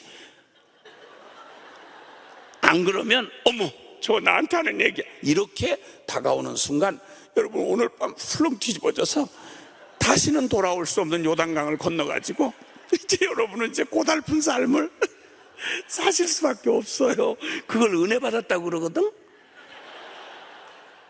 정신 바짝 차리셔야 돼요. 그래도 지금까지 그래도 그 많은 기회를, 그 놀라운 강사들이 와서 그냥 어마어마한 은혜가 쏟아질 때도 여러분 요리 피하고 저리 피하고 그래도 지금까지 이렇게 잘 버텼는데, 잘 버티다가 오늘 마지막에 긴장을 풀었다가 마지막 은혜를 받고 주여 내가 여기 있사오니 이랬다가 그냥 끌려나가는 수가 있으니까 끝까지 정신을 바짝 차리시길 바라요. 주여. 아멘은 어디다가 아멘을 하시는 거야 지금. 주여. 아유 주여 진짜.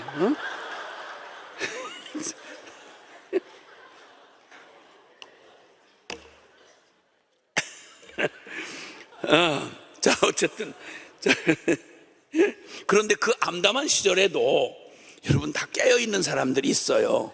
바알에게 무릎 꿇지 한 7천이 남아있는 것처럼. 자, 시편 67편. 이 어두웠던 구약의 한복판에서 아브라함의 언약을, 영적인 언약을 정확히 깨닫고 알고 있었던 사람이 있었어요. 자, 시편 67편. 시편 67편입니다. 시편 67편 찾으셨으면은 1절에서 3절 말씀까지만 읽겠습니다. 자, 시편 67편 1절에서 3절입니다. 시작.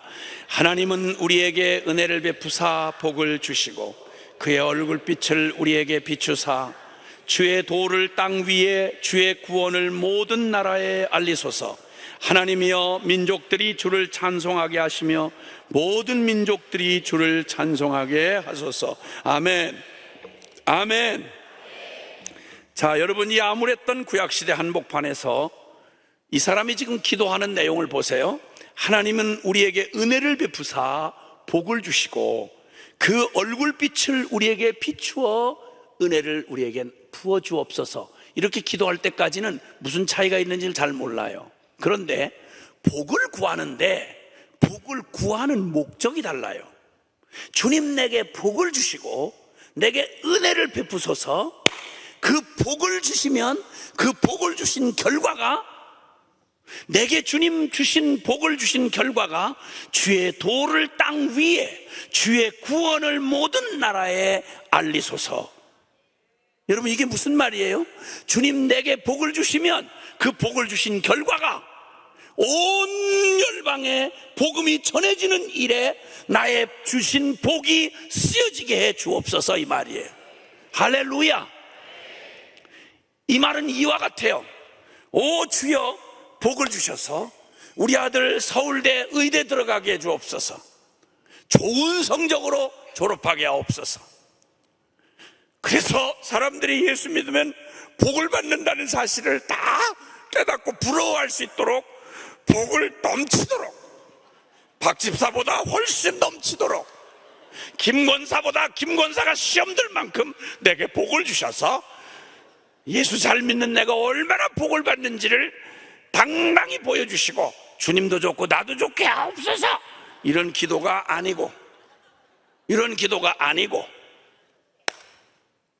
주님을 너무 사랑하는 어떤 권사님이 주님 사랑에 기도를 하는데 거기 홀로 키운 자식 아들 하나가 있어요. 근데 그 아들이 무슨 학원도 안 보내고 뭐 저기 가서 무슨 뭐 대학도 그냥 딴 생각보다 믿음 좋기를 위해서 늘 주님 사랑하는 권사님이 자식을 하나 키웠는데 그 자식이 어떻게, 아니 그냥 학원도 안 가고 그냥 집에서 성실하게 믿음이 이렇게 좋아. 고3 때도 그냥 그렇게 교회 뭐 그 기도 모임이다 뭐보다 선교 모임이다만 나와가지고 그래 열심히 봉사하고 할 거 다 했는데 학원 다닌 애들보다 더 어떻게 결과가 좋아가지고 서울대 수석으로 합격을 했어.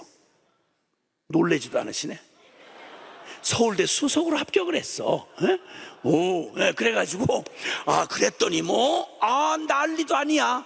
그날 막 전화가 막 난리도 아니고 야단도 아니야. 막 방송국에서 막 연락이 오고 인터뷰하자고 난리도 아니야. 근데 주님을 사랑하는 권사님은 자기 아들이 서울대 수석으로 합격됐다는 게 그닥 그렇게 기쁘질 않아.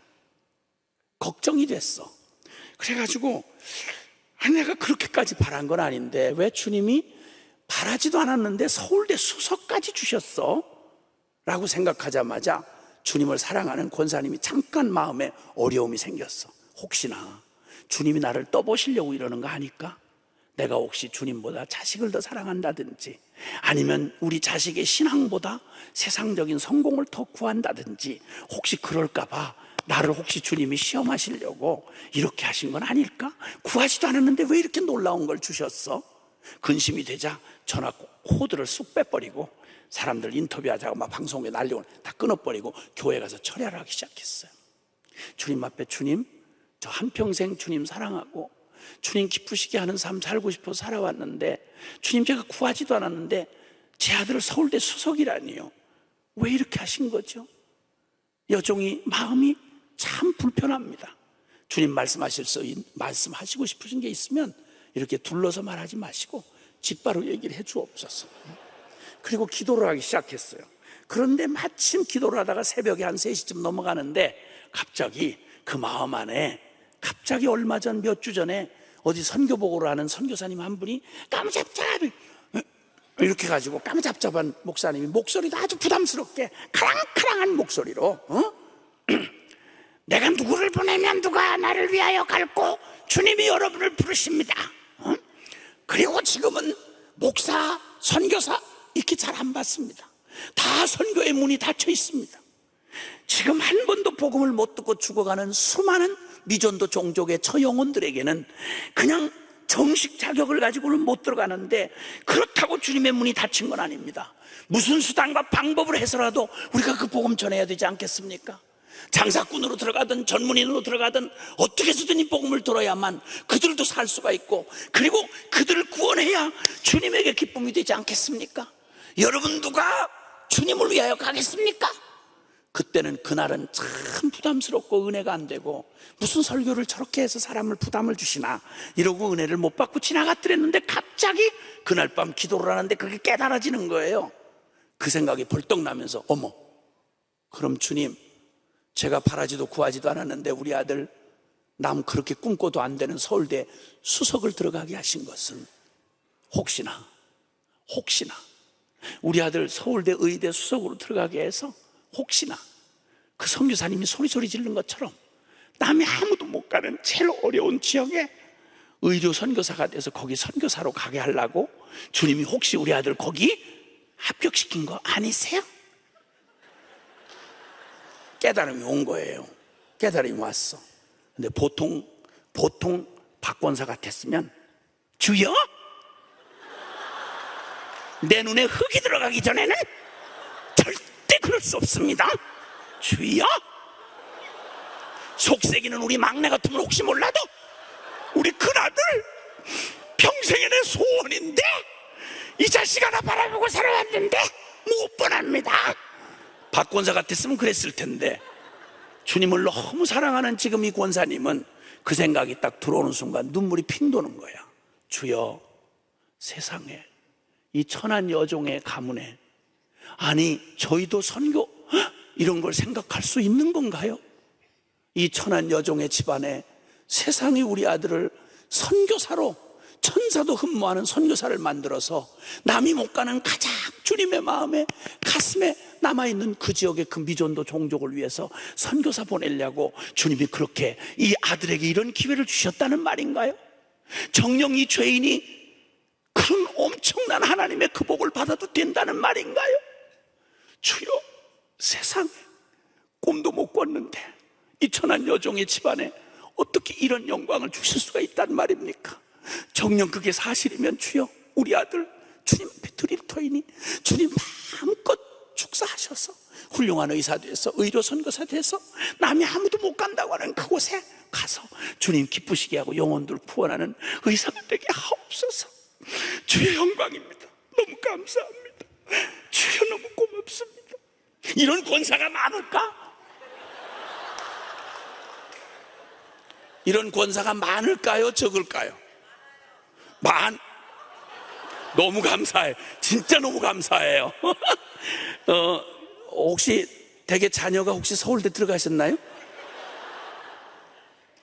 아니, 서울대 들어간 자식이에요 지금? 이런 사람 많을까요? 이렇게 딴 데서 물었더니요, 아니 다른 데도 아니고 선교사님들 모인 데서 제가 물었어요. 그랬더니 그 중에 사모님 한 분이 없어요 이러더라고. 나 하나 고생한 것도 저거 한데, 아니 서울대까지 들어간 애를 누가 거기 내놓고 있겠냐고 사모님이 그러시더라고요. 사랑하는 여러분, 여기 이 기도가 시편 67편의 기도가 그 기도예요. 주여 내게 복을 주시오면 그 복의 결과가 온 민족과 땅끝의 모든 나라가 주의 주를 찬송하게 하시고 주님께 구원받게 하옵소서. 아멘.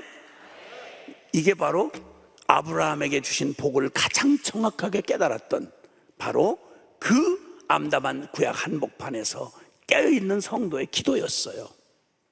하다가 안 돼, 할 거 없으면 선교라도 할까? 우리의 속삭이는 제 선교사로 확 데려가 버렸으면 좋겠다. 이렇게 하는 게 선교예요?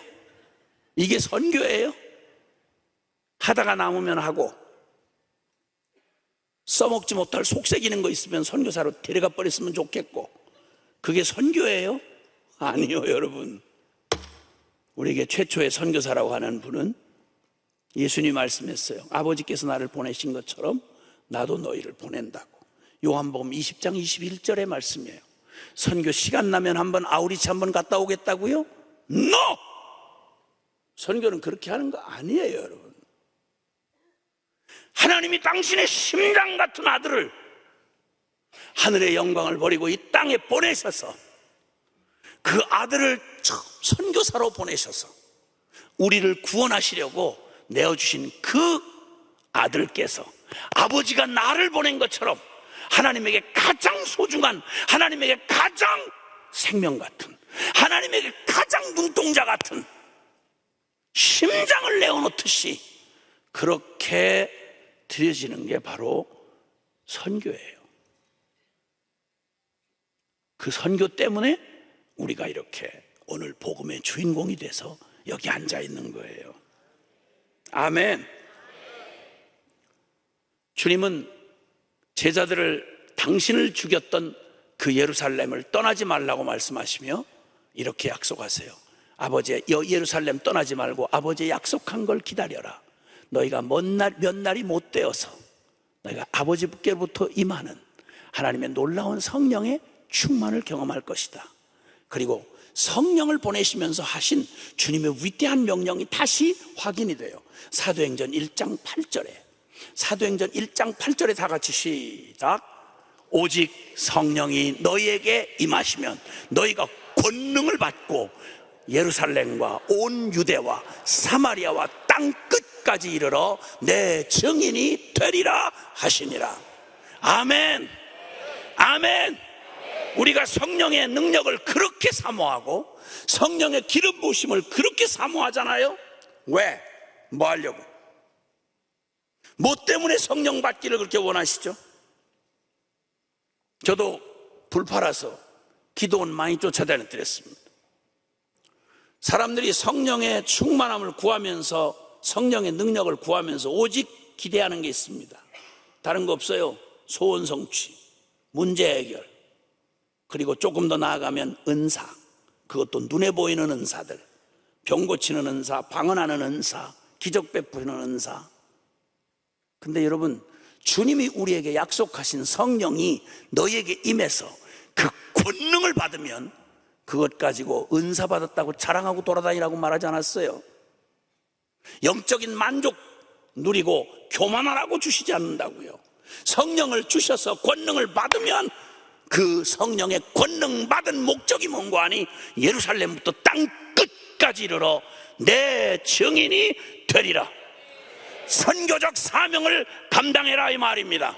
할렐루야. 성령으로 충만케 하셔서 우리를 있는 모든 곳곳마다, 우리가 이르는 가정, 직장, 그리고 캠퍼스, 어떤 기관이든 어떤 영역이든 그 속에서 살아계신 우리 예수 그리스도, 우리에게 유일한 인류 구원의 복음이 되신 예수 그리스도, 예수면 충분한 그분, 그 주님을 증언하는 선교적 존재로 살도록 하나님께서 우리에게 성령의 권능을 약속하셨습니다. 아멘.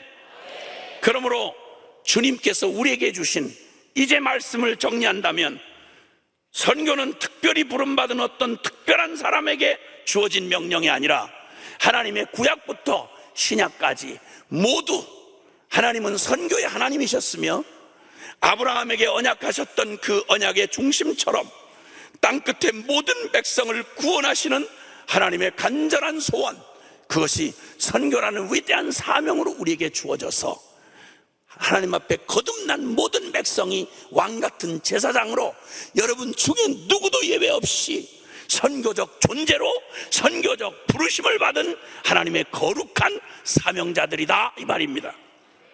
할렐루야. 물론 우리는 은사가 다릅니다. 위치와 상황과 역할이 다릅니다. 그러나 누구도 선교사 이하의 영성으로 살 사람은 없습니다. 모두가 선교사 이하의 영성으로 살 자는 없습니다. 진정한 성도라면 우린 동일한 선교사의 영성을 가지고 이 땅에 살아가야 하는 것입니다. 직장은 밥벌이 하러 가는 게 아니라 선교사로 가는 것입니다. 여러분, 캠퍼스는 간신히 면허증 하나 따가지고 밥벌이 하려고 하는 게 아니라 거기는 캠퍼스에 선교사로 가는 것입니다. 우리가 취해진 모든 곳에서 여러분은 그 땅에 그곳에 운명을 가진 제사장으로 하나님의 거룩한 선교적 사명을 가진 하나님의 사람들로 우리의 무릎은 중보의 무릎으로 바뀌어야 하고 우리의 두 손은 거룩한 섬김의 그리스도의 섬김의 손길이 되어야 하고 우리가 바라보는 꿈은 우리가 얼마나 빨리 승진하느냐, 얼마나 유명해지느냐, 얼마나 세속적 야망을 성취하느냐가 아니라 어떻게 내가 간 그곳에 주님의 나라가 임하고 어떻게 그곳에서 잃어버린 영혼들이 돌아오게 되는지를 이걸 바라고 이걸 꿈꾸며 이것 때문에 존재하는 그곳이 되어야 합니다. 먹고 사는 건 하나님이 여러분을 직접 먹이시는 거지 회사 사장님이 먹이는 거 아닙니다. 여러분, 주님이 우리의 영원한 아버지십니다. 고아자식이 아니며 소년가장, 소녀가장이 아니란 말입니다.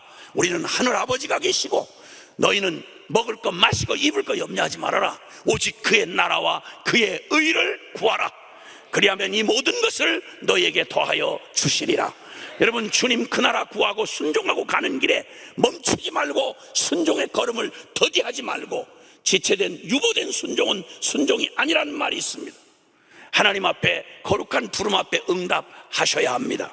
주님은 놀라웠게도 하나님의 이 거룩한 복음을 받되 복음과 함께 우리와 똑같은 사람들이었는데 복음을 받되 이 말씀처럼 복음과 선교를 함께 사명으로 받아 순종해준 하나님의 사람들 때문에 하나님은 기적 같은 일을 이 삼천리 반도의 역사 유사 이래로 상상도 할 수 없는 이 축복의 기회를 우리가 누리게 되었습니다.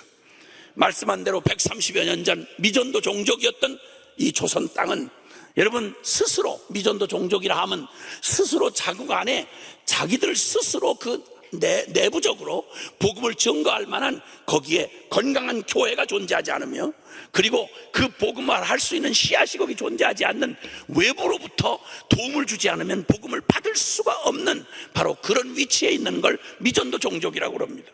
한국은 조선 땅은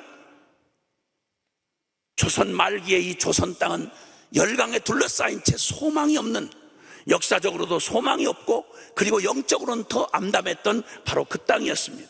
이 땅을 주님께서 그 마음을 받은 하나님의 사람들의 심장을 부으셔서 마음에 하나님의 심장을 부으셔서 순종하여 선교는 하나님의 마음이다, 아버지의 마음이다. 예, 정확한 말씀입니다. 하나님의 이 마음을 받은 사람 그냥 못 삽니다. 그래서 순종하고 주님 앞에 이 땅을 찾아옵니다. 최초의 선교사였던 귀줄라프는 아예 발도 못 붙이겠습니다. 그는 이 한국 땅을 사모하며 성경과 한문 성경과 감자씨를 전해주고 그리고 간절한 눈물의 기도를 남기고 그는 철수해야만 했습니다. 그러나 그의 기도는 헛되지 않았습니다.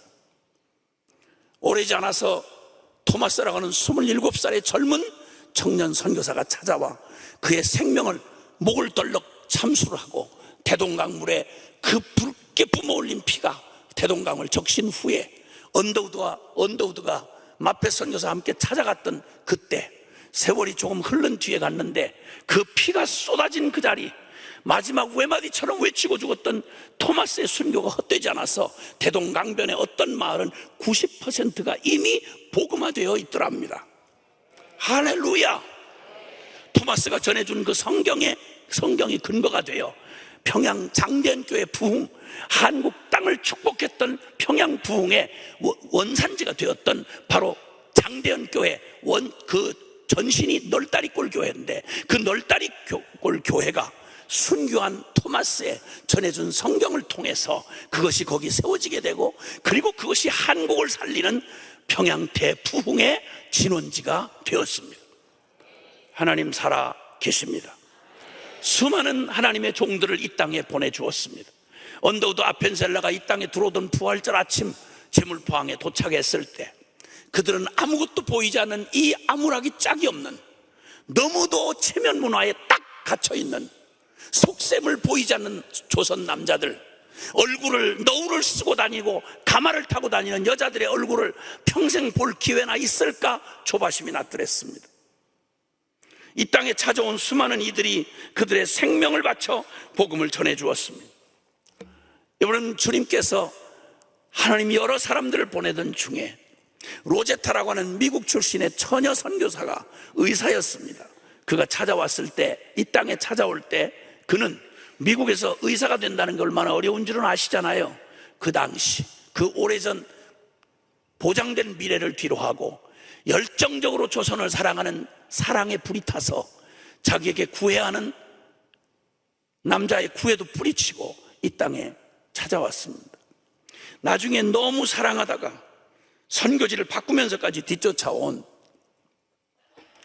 후에 남편이 된 그 남편과 함께 조선에서 최초의 서양식 결혼식을 올리고, 그리고 사역을 하다가 남편이 평양에서 전쟁과 콜레라로 죽어가는 사람들을 버리고 피할 수 없다고 하던 그 남편 선교사가 거기서 결국 쓰러지고 맙니다. 이국 땅에서 남편을 잃었을 때 그는 둘째 아이를 임신할 때였습니다. 남편을 이국 땅에 묻고 미국으로 소환되어 슬픔의 날을 보내고 있던 로제타에게 주님이 네가 남편이 못다한 일로 해야 되지 않겠니? 다시 부르시는 주님의 부름을 받고 아빠 얼굴도 모르는 그 아이를 둘을 안고 이 땅에 다시 찾아옵니다. 찾아오는데 풍토병이 심했던 이 땅에 오자마자 얼마 안 있어서 너무너무 사랑했던 딸을 또 풍토병으로 잃습니다. 기가 막힌 아픔으로 몇 년을 가슴앓이를 하면서 고통을 당했던 그 시간들, 그 속에서 이 로제타가 주님 앞에 기도를 합니다. 오 하나님, 내게 주님께서 우리 아들과 그리고 나는 좀 오래 살아서 하나님 이 땅을, 조선을 섬길 수 있게 해달라고 그렇게 기도를 하고 이 땅에서 할 수 있는 모든 걸 섬겨서 고려대학 부속병원의 전신이었던 병원, 동대문 이대 부속병원, 그리고 인천 기독병원 간호전문대학, 우리나라 최초의 장애인들을 위한 장애인 사역, 할 수 있는 대로 교회를 섬기고 병원을 세우고 있는 대로 섬기다가 고국을, 여기를 떠나지 아니하고 이 땅에 죽어 여기에 묻혔습니다. 그 아들도 결국 이 땅에서 섬기다가 이 땅의 결핵 환자들을 위해 대한결핵협회를 만들고 크리스마스를 우리에게 전해주고, 그리고 일생을 바쳐 그 가족 전부가 이 땅을 섬기고 고국으로 돌아가지 않고 이 땅에 묻혀 있습니다. 양화진에는 그렇게 이 땅을 섬겨준 수많은 선교사들과 선교사 자녀들의 무덤이 거기 이렇게 조용히 지금도 한강변에 누워 있습니다.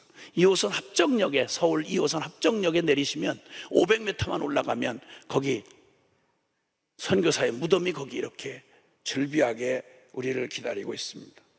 거기를 가다 보면 여러 선교사들의 거기는 자취들이 조용히 말없이 묘비에 남겨져 있습니다. 그 중에 사람들의 발걸음을 붙잡는 묘비가 하나 있습니다. 그것은 조선에서 1908년 26세로 순교한 루비 캔드릭이라고 하는 처녀 선교사로 와서 순교했던 루비 캔드릭 선교사의 묘비에는 이런 글이 적혀져 있습니다. 내게 1000개의 목숨을 주신다면 그 마지막 남은 1000번째 목숨마저 사랑하는 조선을 위해 바쳐야 한다. 여러분, 누가 우리 조선 사람의 후예인 우리 중에 누가 이렇게 우리 민족 사랑해 봤죠? 그분은 1년을 못 채우고 운명했습니다. 나는 병사했다고 얘기를 듣고 있었는데 나중에 알고 봤더니 순교했더라고요. 순교를. 그가 마지막 순교하기 직전 고국에 있는 사랑하는 엄마 아빠에게 보낸 마지막 편지가 지금까지 전해져 오고 있습니다. 그는 이렇게 편지에 마지막 유언 같은 고백을 남기고 있습니다. 조선에서 1908년 26세로 순교한 루비 캔드릭 선교사가 부모님께 보낸 마지막 편지. 이곳에 오기 전 집들에 심었던 꽃들이 활짝 피었다는 소식을 듣고 온종일 집 생각만 했어요. 욕심쟁이 수지가 그 씨앗을 받아 동네 사람에게 나누어 주다니 정말 대견해요. 내년 봄이 되면 우리 동네는 온통 제가 심은 노란 꽃으로 덮이겠군요. 아버지, 어머니, 이곳 조선은 참으로 아름다운 땅이에요. 이 사람들은 모두 하나님을 닮은 것 같아요. 선한 마음과 복음에 대한 열정으로 보아 몇십 년이 지나면 아마 이곳은 예수님 사랑이 넘칠 것 같아요. 복음을 들으려고 20km를 맨발로 걸어오는 아이들을 보았을 때 그들을 사로잡은 하나님의 사랑에 제가 오히려 큰 위로를 받아요. 그러나 한편에서는 탄압이 점점 심해지고 있어요. 그저께는 예수님을 영접한 지 일주일도 안 된 조선 사람 서너 명 성도가 끌려가 순교했고, 토마스 선교사와 제임스 선교사도 순교했어요.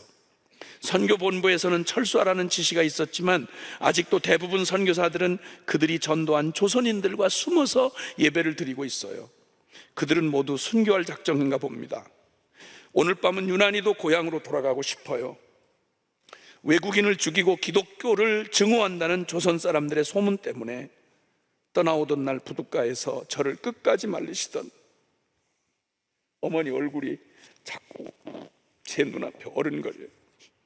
아버지, 어머니, 어쩌면 이 편지가 마지막이 될지 몰라요.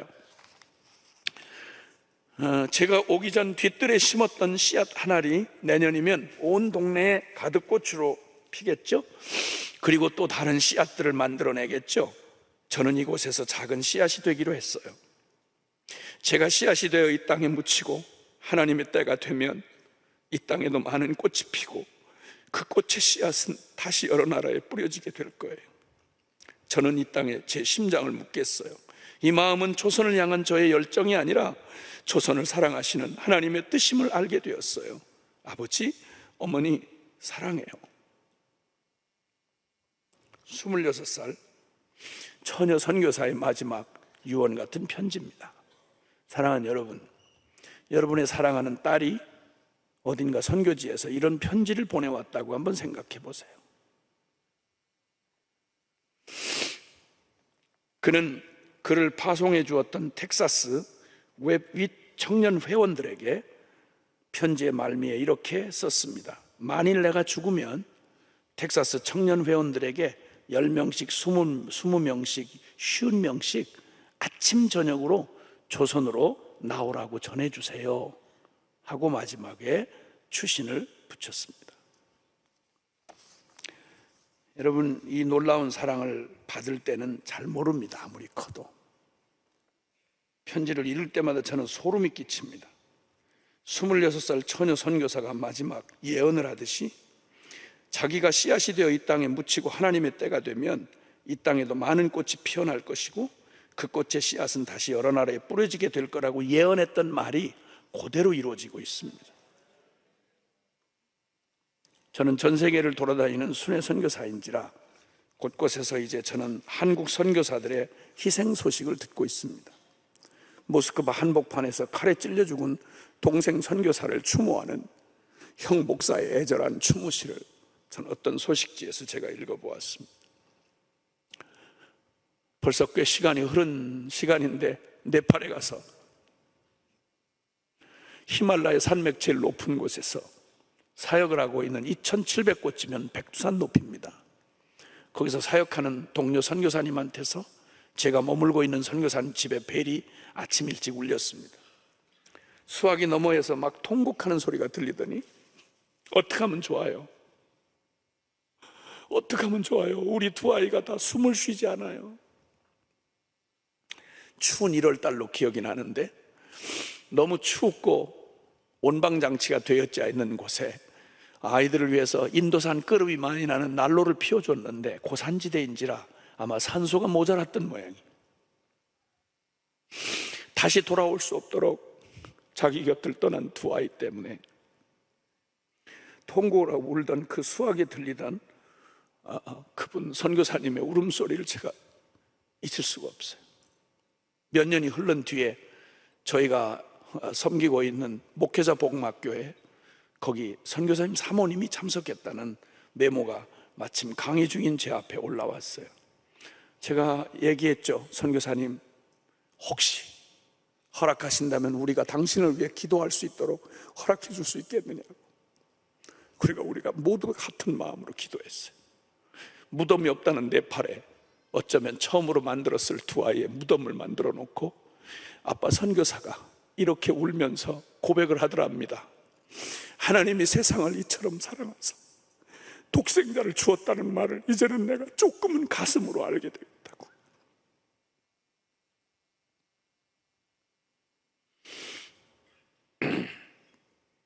저의 동료 선교사였던 한 사람은 더운 나라에서 열대지방에서 섬기다가 열정적으로 섬기다가 피를 토한다는 급한 전갈로 후송을 했습니다. 병원으로, 한국으로. 배를 열어봤더니 위 전체에 암이 퍼져서 위를 하나도 남기지 않고 절제해내야만 했습니다. 참 지금도 그렇지만 암투병이라는 게 쉽지 않은데 항암투병 중에 이 사람이 가만히 있지를 못해요. 주님 앞에 받은 사명 맞춰야 된다고 끝내 고집을 피우고 항암투병 중에 다시 그 더운 나라로 갔습니다. 그리고 마지막 불꽃을 태우듯이 열정적으로 마지막을 섬겼어요. 그 사람 장로 아들인데 교회에서 매일 쌈질하는 교인들 보고 환멸을 느껴서 교회 떠났다가 청년 시절 방황하다가 나중에 교회에 돌아왔거든요. 나중에 돌아온 탕자가 돼가지고 주님 앞에 너무 죄송한 거예요. 너무 미안한 거예요, 주님 앞에. 그래서 뒤늦게 선교사로 헌신을 하고 가서 좋은 아빠, 좋은 남편이 못 됐어요. 은혜를 뒤늦게 거꾸로 받고 났더니 그냥 현장에서 한번 제대로 된 선교해보겠다고 아이들을 그냥 되지도 않는 현지인 학교로 보냈어요. 말도 못 배우고 애들이 너무너무 아빠 때문에, 고집센 아빠 때문에 어려움을 당했어요. 좋은 아빠가 못 됐어요. 내절이 일어났을 때 현지인 두고 도망 못 간다고 거기 고집을 부리는 바람에 집안에 총알이 막 쏟아 들어오는데 아주 사모님을 시급하게 만들었던 좋은 남편이 못 되는 사람이었어요. 근데 저는 알아요. 그 사람 주님 사랑하는 사람이었어요. 나중에 결국은 다시 쓰러져서 그저 뼈만 남은 채로 후송되어서 왔을 때 몇 번 제가 방문을 했었죠. 다른 건 다 적어가는데 이분이, 이 선교사님이 못 받아들이는 게 있어요. 늦게 회개하고 돌아와서 주님 앞에 맡겨진 사명, 이거 끝을 못 내고 간다는 게 너무 가슴이 아픈 거예요. 그걸 못 받아들이고 어려워하는 아빠를, 운명하기 바로 전날 아빠 때문에 가장 많은 상처를 받았다는 큰딸이 아빠의 깡마른 손을 붙잡고 이렇게 위로해 줬다고 그래요. 장례식장에 가서 들었어요. 아빠 캄보디아 선교 실패한 거 아니에요. 왜냐하면 아빠 선교 끝난 거 아니에요. 왜냐하면 아빠 딸 내가 아빠 뒤를 이어서 내가 선교할 때니까 아빠 마음 어려워하지 마세요. 아빠는 실패한 거 아니에요. 아빠 선교 끝난 거 아니에요. 내가 아빠 뒤를 이어서 내가 선교 계속할 거예요. 그리고 사랑하는 아빠 하나님 품에 보내고 지금도 홀로된 엄마랑 그 자리를 지켜주고 있어요. 선교는 감상 아니에요. 선교는 내용도 십자가지만 전달되는 방법도 십자가예요. 선교 잘해서 팔자 고치라고 주님 얘기 안 했어요. 유명한 사람 되라고 말하지 않았어요.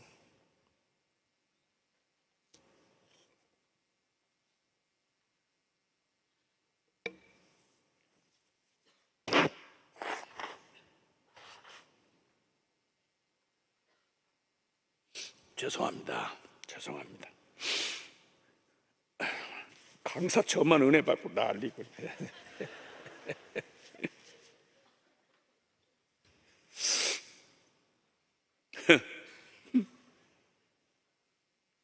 사랑은 아무리 큰 거 받아도 받을 때는 몰라요. 주어봐야 알아요. 주어봐야. 알렉산더 더프라고 하는 스코틀랜드 태생의 선교사가 인도 선교를, 의료 선교사였어요. 인도 선교를 마치고 세잔한 몸으로 귀국을 했을 때 아주 거창한 환영식이 벌어졌습니다. 근데 그 화려한 환영식이 기쁘질 않아요. 인도에 두고 온 영혼들 때문에. 그래서 인도 선교사가 환영식의 순서가 쭉 진행되고 답사를 하러 나왔는데 그 쇠잔한 몸으로 청두들을 향해서 이렇게 얘기했어요. 사랑하는 여러분, 내가 늙어 쇠잔해서 저 은퇴하고 돌아왔다고 인도 선교 끝난 거 아니라고. 여러분 중에 누가 내 뒤를 이어서 좀 선교지로 가주실 분 있겠냐고 청했습니다. 간절하게 청했습니다. 근데 누가 거기 온 사람 중에 환영식 하려고 왔지 누가 그런 부담 받으려고 온 사람 아무도 없었어요. 그냥 냉담하고 아무도 반응을 안 해요. 너무너무 안타까웠던 그가 마음에 너무 어려워서 애쓰다가 그만 기절을 했습니다. 막 이제 급히 후송이 돼서 이렇게 들고 실려서 나가는데 정신이 돌아온 그가 나 아직 할 말 끝나지 않았다고, 한 번만 강단에 다시 세워달라고 이렇게 부축을 받고 선 그가 그 냉담한 청중들을 향해서 이렇게 얘기했다고 그래요. 사랑하는 여러분, 영국의 빅토리아 여왕이 자기 자신을 위한 전쟁을 위해서 군사들을 모병할 때에는 그렇게 영국의 젊은이들이 죽을 줄 뻔히 알면서도 앞을 다투어 그 영국 여왕의 응하더니 우리 대장 예수님이 영혼들 구원하려고 당신의 군대를 모병할 때에는 이렇게도 대답할 사람이 없습니까? 좋습니다. 그러면 나를 환영해 주지 말고 날 다시 인도에 저 겐지스 강변에 눕혀 주시오. 나 거기서 주님 다시 오실 주님 맞이하겠소.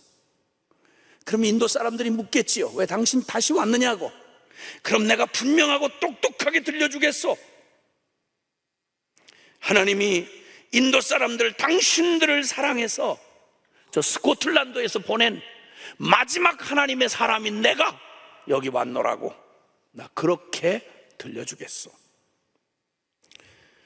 그의 간절한 외침을 성령님이 그냥 두실 리가 없었죠. 거기에 있었던 젊은이들의 가슴에 불을 붙였습니다. 왜 당신이 스코틀랜드에서 가는 마지막 하나님의 사람이 되어야 하느냐고. 아니라고, 우리도 여기 있다고 앞을 다투어 일어나기 시작했습니다. 그리고 그 선교는 계속될 수가 있었습니다. 하나님 미랄이 땅에 떨어져 죽어야 열매를 맺는다고 하셨던 주님은 당신이 친히 2000년 전 갈보리 언덕에서 당신이 미랄이 되셨습니다. 그리고 그 이후에 2000년 역사 구비구비마다 주님의 그 쉬지 않는 주님의 열정은 여기 앉아있는 여러분 단 한 사람을 위해서 하나님 쉬지 않는 주님의 열정으로, 끝나지 않는 열정으로 당신의 가장 아끼는 사람들을 낭비하듯이 이 땅에 보내셔서 여러분 돌아올 때까지 중보자들의 눈물과 기도를 받으시고 여러분의 마음이 녹아져서 주님의 이름을 부를 때까지 포기치 아니하시고 여러분을 이 자리에 이렇게 하신 하나님의 그 사랑이 바로 우리를 살려주셨습니다. 전파하는 자가 없이 어찌 들으리요? 듣지도 못한 일을 어찌 부르리요? 보내심을 받지 않았으면 어찌 전파하리요? 사랑하는 여러분, 주님의 마지막 명령, 가라 모든 족속에게, 그리고 내 제자 삼으라 말씀하신 주님, 그 거룩한 부름 앞에 여기도 누구도 예외될 사람이 없는 주님의 핏값으로 구원받은 저와 여러분 모두에게 주님 엄숙하게 주님의 거룩한 초청을 여러분에게 드리는 것입니다. 두 손을 좀 여러분의 가슴에 좀 얹어 펴야십시다.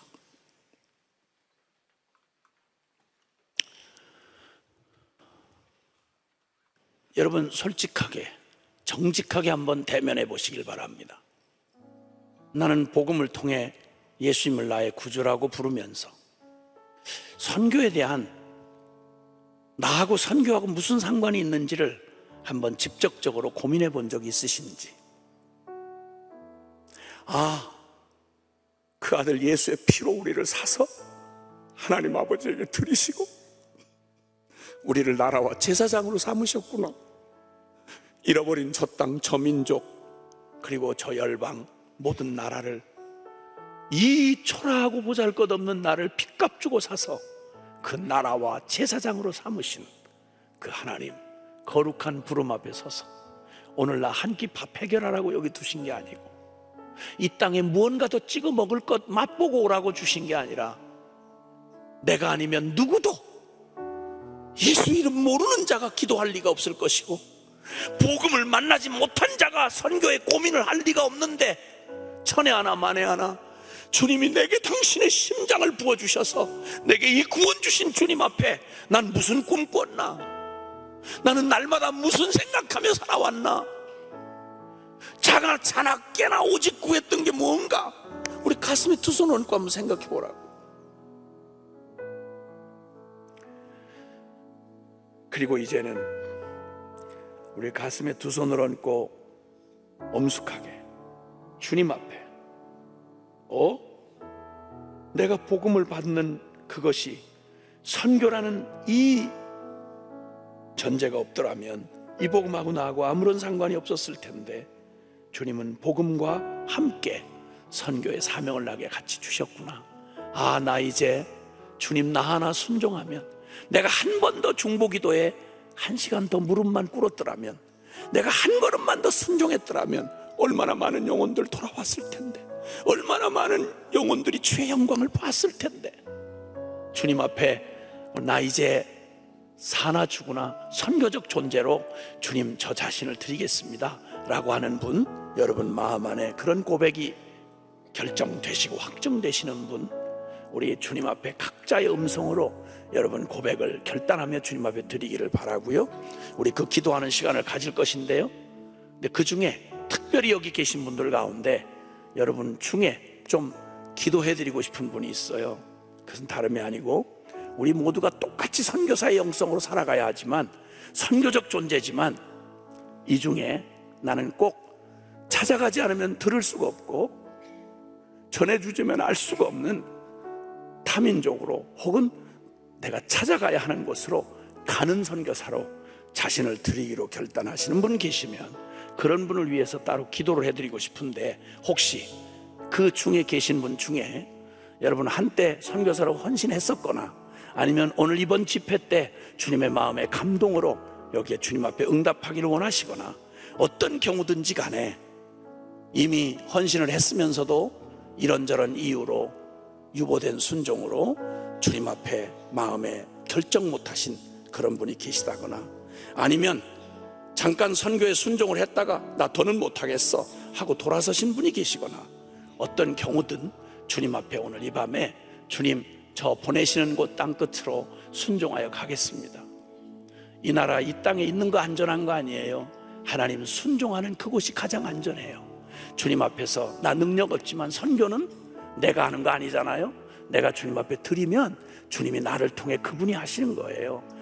오늘 그런 분들 마음의 결단을 도와드리고 싶어요. 혹시 여기 그 중에 우리 모두 다 선교적 존재로서 우리 자신을 드리지만 그 중에 나가는 선교사로 그렇게 순종하기를 원하신 분 계시면 지금 그 자리에서 여러분 믿음의 결단을 확증하기 위해서 그 자리에서 일어나 주시기를 바랍니다. 그러면 기도해 드리도록 하겠습니다. 감사합니다 주님. 고맙습니다 주님. 주님 정말 고맙습니다. 감사합니다 주님. 지구촌 어디선가 조선을 위해 부르실 때, 이 민족을 위해 부르실 때 지구촌 우리하고 상관없는 사람들이 여러분처럼 오늘 밤 그 자리에서 결단한 여러분처럼 한 번에 한순간에 그 결단이 위대한 걸음이 되어 오늘 우리 민족이 주님 앞에 서게 됐습니다. 너무너무 감사합니다 주님. 혹시 또 계십니까? 두려워서 혹시 순종 못하시는 분 계시나요? 여러분 선교는 내가 하는 거 아니에요. 그냥 주님 앞에 오늘 한 걸음 그냥 여러분 몸을 일으켜 순종하듯이 그냥 한 걸음 순종하고 드리면 주님이 하시는 거예요. 문자 그대로 주님이 하시는 거예요. 드리면 돼요. 우리 어차피 언젠가 우리는 이 땅을 떠나야 할 것이고 우리 언젠가 죽음을 맞이할 거예요. 이거 핏값 주고 산 내 인생 주님 앞에 여한 없도록 주님이 부르시고 감동 주시고 은혜 주시면 내 삶 그렇게 써주세요. 날 보내주세요. 혹시 한 번만 더 기회를 드리겠습니다. 또 일어나지 못하신 분 가운데 지금 감사합니다. 예, 감사합니다. 주님 또 계십니까? 감사합니다. 예, 고맙습니다. 하나님 감사합니다. 하나님 고맙습니다. 하나님 감사합니다. 포기하지 않으셔서 감사합니다. 감사합니다. 주님 감사합니다. 우리 함께 기도할 때, 이제는 우리 기도할 때 여기 앉으신 분, 일어서신 분 모두 자신을 위해 기도해 주세요. 기도를 하며 주님 앞에 많은 말 하려고 하지 말고, 화려하게 말하려고 하지 말고, 그냥 주님 앞에 받은 감동대로 그냥 기도하세요. 아빠한테 기도하시면 돼요. 그런 다음 앉으신 분들은 우리 똑같은 선교사예요. 그런데 오늘 일어서신 분들 위해서 여러분의 기도가 끝나면 여기 일어서신 분들, 주님의 부르심에 응답한 분들을 위해 기도해 주시면 좋겠어요. 이분들을 주의 손에 부탁합시다. 주님이 이들을 받으시고, 주님이 심장을 부으시고, 이들의 순종을 통해 주님이 일해달라고, 주님이 그토록 가고 싶어하는 땅끝으로 이들을 보내달라고, 그래서 거기서 주님 오실 길 예비하고 주님 맞게 해달라고 우리 함께 기도하고, 그러니까 그 다음 마무리를, 기도를 제가 마무리할 터인데요, 우리 짧은 시간이지만 잠깐 기도하고 우리 마치도록 하겠는데요, 다 같이 우리 주님 다시 오심하고 하신 주님이 우리의 순종을 통해, 저와 여러분의 순종을 통해 빨리 오실 수 있어요. 그 주님, 내가 영원히 맞이할 그 주님, 우리 주여, 우리 한번 간절히 그 주님을 내 생의 결단과 그리고 곧 오시라고 초청하며 주님을 간절히 한번 부르고 동성으로 기도하겠습니다.